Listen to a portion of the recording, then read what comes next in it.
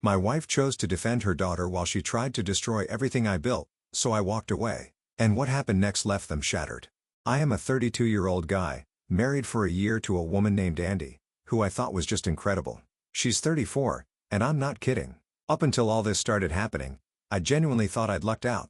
We met, hit it off pretty well, and took things nice and slow, mostly because of her daughter Carrie. Carrie is 16 now, but when I met her, she was about 14, and man, I could tell right away she wasn't thrilled about me being there, which okay. Fair enough. Her dad passed in a car accident 5 years ago and Andy had been pretty much a single mom since then.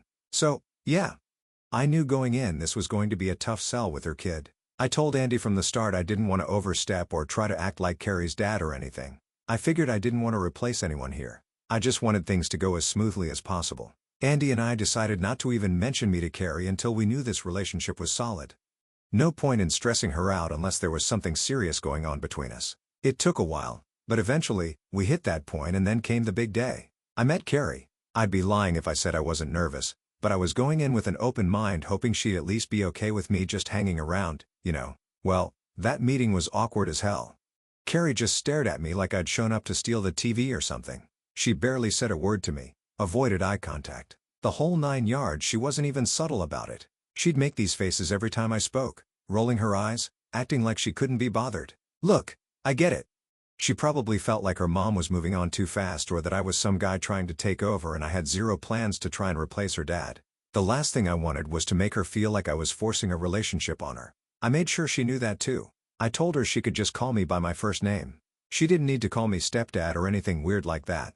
Andy told me to give it some time and I figured, yeah, okay. Maybe she'd come around if I didn't push it. So I tried. I do little things like invite her to come out with us or ask her if she wanted to go grab some food or something casual. I never forced anything. If she wasn't feeling it, I just back off. But man, every time I tried to engage, it felt like she'd throw a little dig my way, say something under her breath, or just flat out ignore me. I'd say something like, hey, Carrie, you want to go to this new burger place with us? And she'd just look right through me and say, no thanks. In that tone, you know, like I was wasting her time even asking. One time I suggested that maybe we could go see a movie she wanted, and she actually laughed. She was like, oh, I don't think you'd get it with this sneer. I mean, alright, it's a teenage thing maybe, but it felt like she wasn't even trying. Andy would always tell me, she'll warm up, just give her time. But sometimes I'd think, how much time do I have to give? Things stayed awkward. I'd see glimpses where I thought maybe Carrie was thawing a bit, like she'd actually answer a question now and then without the usual eye roll or sigh. But every time I thought we were getting somewhere, it was back to square one. Like this one weekend when we all went to Andy's parents' place for a family thing. I thought, okay, neutral territory, maybe things will go smoother. Nope, Carrie avoided me the entire time and made this huge deal about sitting as far from me as possible at every meal. At one point, she actually got up and switched chairs because she thought I was sitting too close. I'd bring it up with Andy, try to talk about it, you know, just to see if maybe there was something I was missing or something I could do differently. And Andy was always like, just let her be. She's been through a lot, losing her dad and all. She'll come around. I understood where she was coming from, but it felt like I was supposed to just stand there and take it without saying anything. And maybe I should have, I don't know. I kept telling myself it would get better, but it didn't. After a while, I was starting to feel like a guest in my own relationship. Like, if Carrie didn't want me there, I didn't belong. I kept wondering if I'd ever even have a decent conversation with her without her snapping back or blowing me off. Andy would always try to play peacemaker, but honestly, I felt like she was stuck in the middle, and I didn't want her feeling like she had to choose between us. Now I know how this sounds. Some might say, hey, it's just teenage stuff, but this wasn't normal. It felt personal. I'd come home, try to have a normal day and bam, Carrie's doing something passive, aggressive, or throwing shade at me. The tension was thick, like I was walking on eggshells in my own house and every little attempt to make things better felt like it was backfiring. I mean, how do you even deal with that? I didn't want to fight with a 16-year-old. I just wanted things to be okay. Looking back, maybe I could have tried something different, but what? I wasn't going to kiss up or beg her to like me. I wasn't the enemy here, just a guy trying to be a good partner to her mom. And even though I knew her dad's death was a huge loss, it wasn't an excuse for her to keep treating me like dirt. I tried to be the bigger person, to just let her comments and attitudes slide, thinking maybe she'd grow out of it. But honestly, I was starting to get fed up. How much was I supposed to take? Andy kept saying she'd get better, but I was stuck waiting, hoping this invisible better time would come. And every time Carrie ignored me, Every time she threw one of her attitude bombs, it felt like another slap in the face, like I wasn't good enough to be part of their lives. Anyway, I'd convinced myself that once we all moved in together, things would change, that maybe she'd feel more at home, and maybe start seeing me as more than just Mom's annoying new husband. I'd never lived with a teenager before, so I thought it was just going to be an adjustment period. I thought I'd get to know her better, maybe even grow close, as wild as that seems now. But if I'd known what was coming, maybe I would have thought twice about getting that serious with Andy at all. Moving in was just the beginning of a whole new level of chaos. And as much as I wanted to believe Carrie would come around, the truth was I was diving headfirst into something I had no control over. And man, was I in for a rude awakening. So we finally decided to take the plunge and all move in together. I was honestly hopeful that maybe Carrie just needed more time around me. Like maybe she'd just been feeling like a stranger in her mom's relationship this whole time, and that living together would help break down those walls. I was hoping for one of those moments where we'd all have some big family bonding experience, and Carrie would finally see I wasn't the enemy. But man, was I wrong? The second they moved into my place, it was like Carrie flipped a switch and took her attitude from distant and cold to full-blown hostility. I'm talking about trashing my stuff, giving me the silent treatment, and straight up treating me like I was some invader in my own damn house. She'd ignore me so hard that I'd actually have to double-check if I was even in the same room. It was like she saw me as some kind of threat that needed to be fought off at every turn. At first, it was small stuff like leaving her dishes piled up in the sink, which I thought was a normal teenager thing. I just clean them up and move on because, picking battles and all that. But things escalated fast. I started noticing little acts of rebellion. Tiny messes left around just to piss me off. Towels thrown on the bathroom floor. Garbage not taken out. Random stuff like that. I'd mention it to Andy hoping she'd see what was going on, but she'd just brush it off with, "Oh, it's just a phase. She'll grow out of it." Then one day, I come home from work and head into the kitchen, and there's glass all over the damn floor. I mean, shards of glass everywhere, like a whole set of plates and cups had been smashed. I thought maybe she had dropped something by accident, so I started cleaning it up. But then I noticed some of the pieces looked like they were intentionally broken. I'm talking about clean breaks, the kind you get from someone chucking stuff as hard as they can. I asked Andy about it, and she looked stressed, but tried to play it off saying, "Oh, she's just frustrated. I'll talk to her." And I'm like, frustrated? So what? She just goes full destruction mode now. But I bit my tongue and just let her deal with it, hoping maybe a talk from her mom would actually help. Well, it didn't. If anything, Carrie just doubled down. She started going for the petty stuff, and it was like she was finding creative ways to make my life hell. She'd leave half-empty cans of soda tipped over on the coffee table so the drink would spill all over, and then she'd leave it like that for me to find. Or she'd dump a whole bag of chips on the couch and just leave the crumbs smashed into the fabric, staring right at me like, "What are you going to do about it?" I tried to tell Andy, "Look, this isn't normal. She's going out of her way to be disrespectful." But Andy would always just sigh and tell me, "She's going through a tough time. Just be patient." Being patient was getting harder by the day, and yeah, I'll admit it, I have a bit of a temper, but I was really holding back for Andy's sake. I didn't want to be the angry stepdad or whatever. So I take deep breaths and try to ignore it, even though every time I came home, I had no idea what new mess Carrie had cooked up. And then came the big one. I'll never forget this because it's the day I finally lost it. I had just come home from a long day, and as soon as I stepped inside, there was this god-awful smell like something had died in there. I'm sniffing around trying to find the source, and I finally realize it's coming from the fridge. I open it up and there's raw chicken sitting out on the top shelf, just out in the open, not even wrapped. It had been left there for who knows how long because the stench was overwhelming. Turns out Carrie had taken the chicken out for meal prep, her words, not mine, and just left it there, like she couldn't be bothered to clean up. I called her down, trying to keep my voice steady, and asked her, "What the hell is going on?" She just shrugged and said, "I forgot." That's all she had to say. No apology. Nothing. I ended up cleaning it myself, grumbling to myself the whole time trying not to explode. But then, just a few days later, she topped even that. I walk into the garage to get something, and I find a bunch of my tools just lying around covered in mud. Carrie had been messing around in there and decided to treat my stuff like it was some kind of playground. I asked her, "Why are my tools covered in mud?" And she just looked at me deadpan and said, "I needed them." So what? I finally snapped. I yelled probably louder than I should have, telling her this was my house and she needed to respect my things. Andy heard the whole thing and came rushing in trying to mediate, telling me, "Please don't make it worse." But at that point, I was done. I told Andy straight up, "This can't keep going. I'm sick of Carrie's crap." Andy looked hurt, but I didn't care at that moment. I'd been trying to be the nice guy, trying to be patient, but Carrie was treating me like I was trash and I wasn't about to keep dealing with it. Andy promised me again that she'd talk to Carrie and I just laughed and said, sure.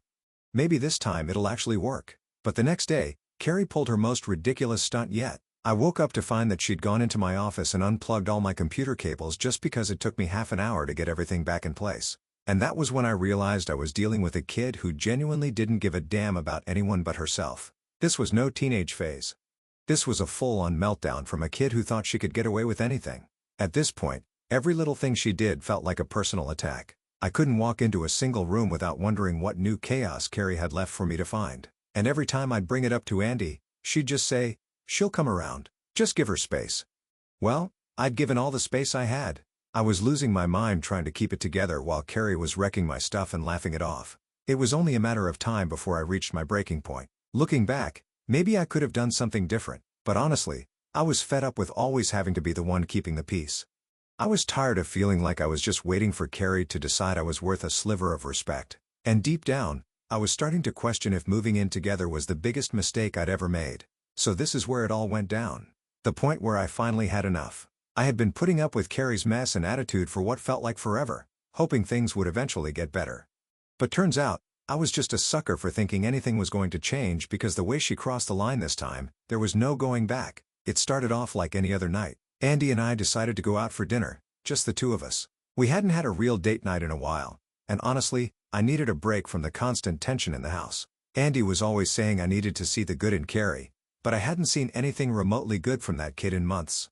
So yeah, I was looking forward to a few hours of peace. We get back from dinner, pull into the driveway, and as soon as I get out of the car, I see the garage door is wide open. Now I know I closed it when we left because I'm pretty paranoid about that kind of thing.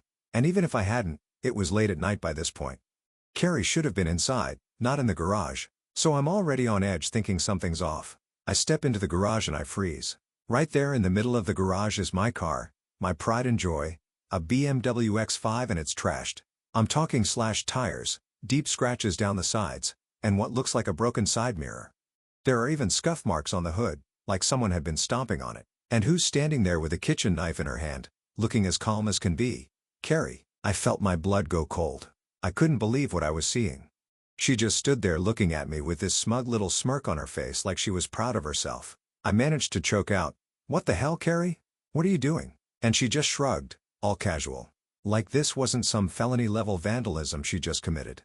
"It's just a car," she says. "Just a car." I lost it. I'd been holding back for months, letting all her little stunts slide, trying to keep the peace for Andy's sake. But this was beyond anything I could have imagined.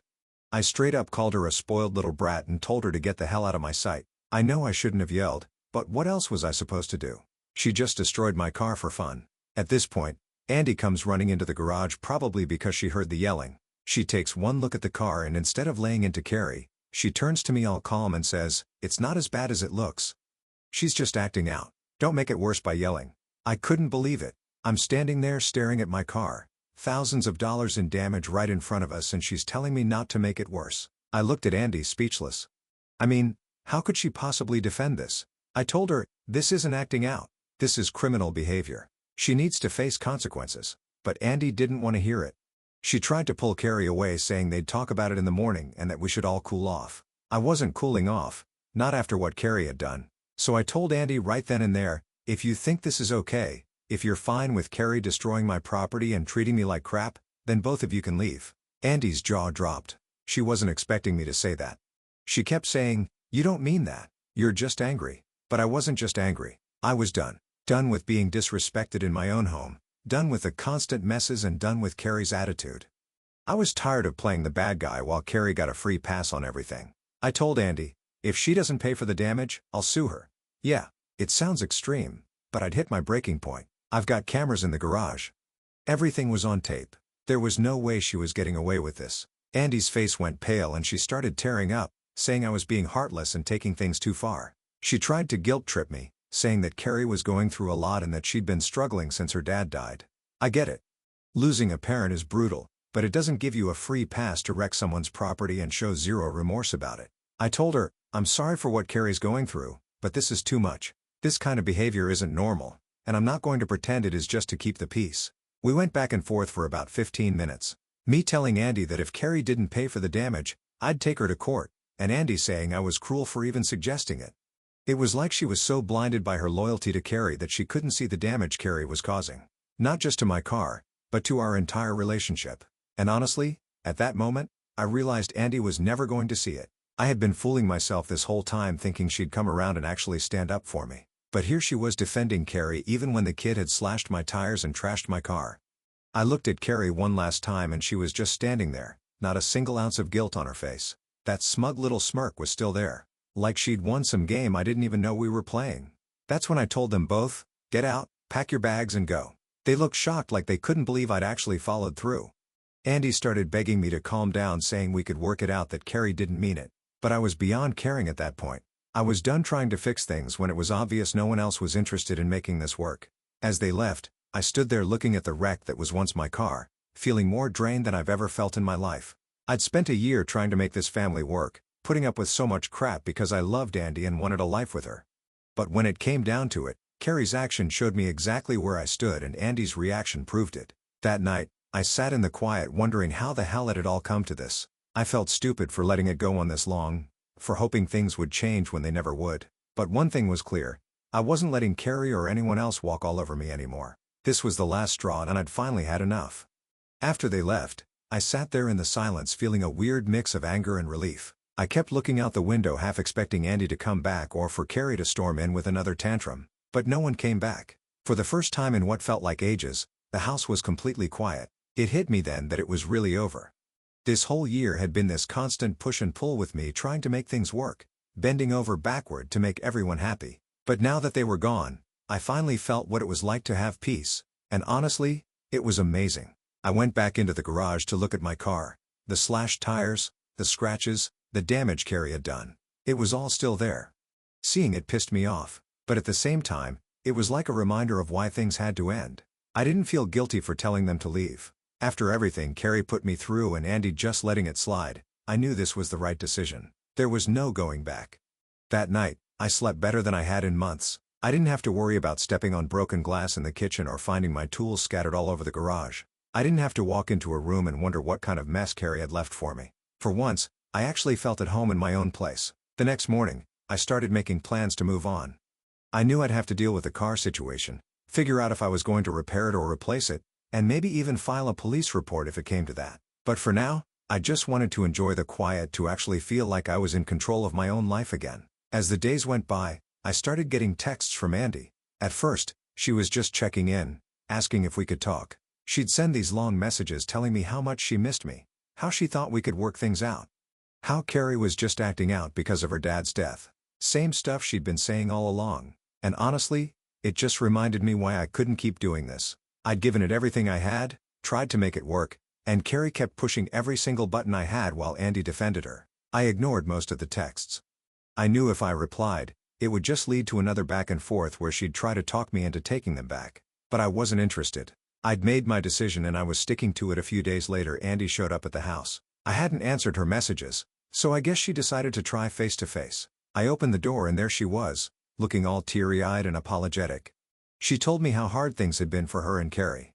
How Carrie was still struggling with losing her dad and how she thought I was giving up on them too easily. I just listened.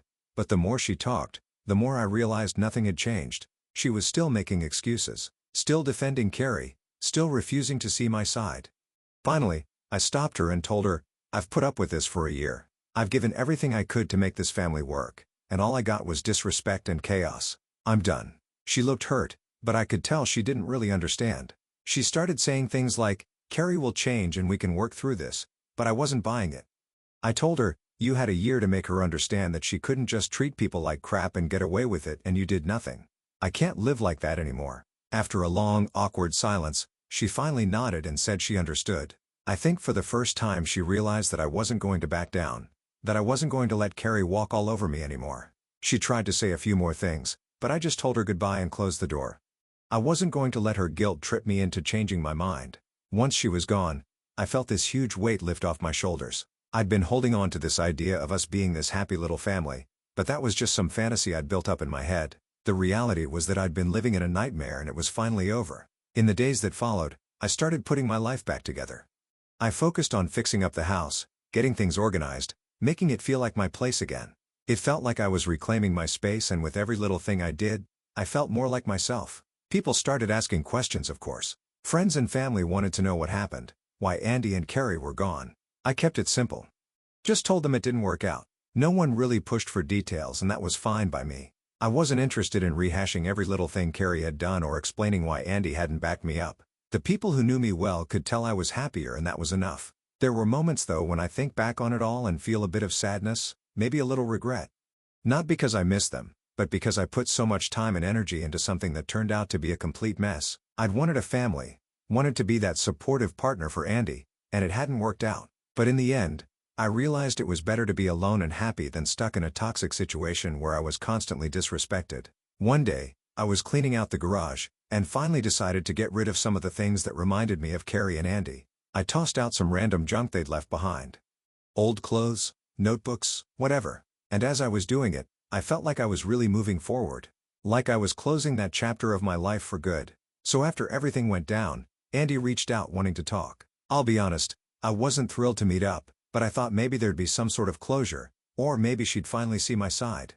We sat down and she started talking about how we could work through it and how I needed to just be patient. She wanted me to come back and try again, promising that Carrie would get better, that this was all just a rough phase. But I was done. I mean, I'd already been patient. I'd been giving chances for a year while Carrie wrecked my stuff and my peace of mind. And Andy let it happen every single time. I told her as calmly as I could, "I'm sorry, but I'm done, Andy. I can't keep doing this." I explained that I needed to think about myself for once.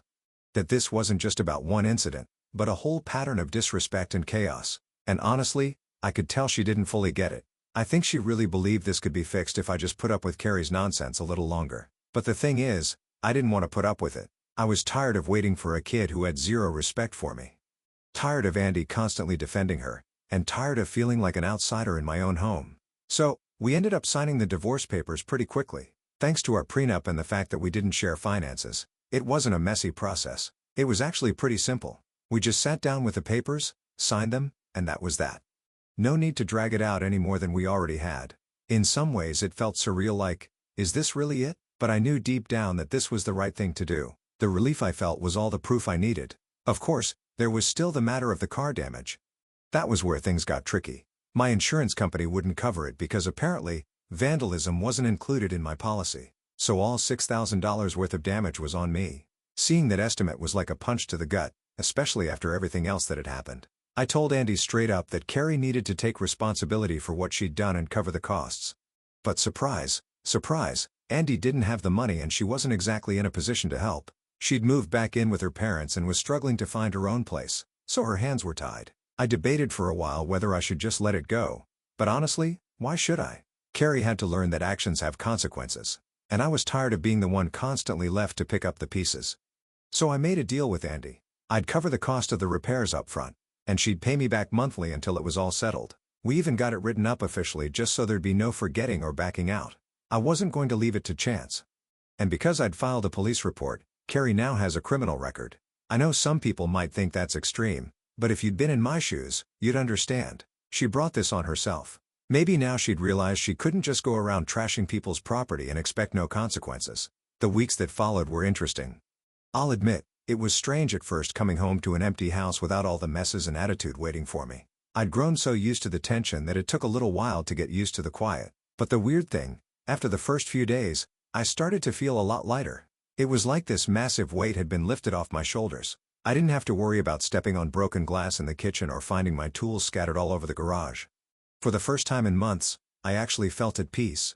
Friends have been great through all of this. I told a few of them what happened and they were all on my side. They kept telling me I'd done the right thing, that I needed to stand up for myself. It felt good to hear that because honestly, there were moments where I wondered if I'd made the right call. I mean, it's not every day you kick your wife and stepdaughter out. But then I'd remind myself of everything I'd put up with and any doubts I had would disappear. I'd spent a year being patient, being understanding, bending over backward to keep the peace, and where did it get me? A slashed-up car and a stepdaughter who treated me like dirt. No. I didn't regret my decision one bit, and thanks to all of you here who told me I wasn't the a-hole. I know this might sound cheesy, but your comments actually helped a lot. It's weird to think about, but sometimes it's easier to get perspective from people who don't even know you, than from those who do. Reading your comments, seeing the support, the "you're not the bad guy here" messages, It was exactly what I needed to keep moving forward.